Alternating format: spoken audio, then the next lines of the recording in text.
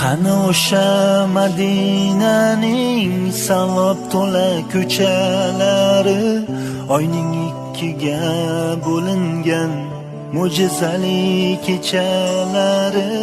Qani Abu Bakr Siddiq, qani Umar Usmonlari, biz ham bir bor eshitsaydik Bilol aytgan azonlari. Qani o'sha chin muhabbat, ilohiy ishq egalari, Aliyimning yuzi yuvib Fotimamni ko'mganlari. Qani o'sha rashkiga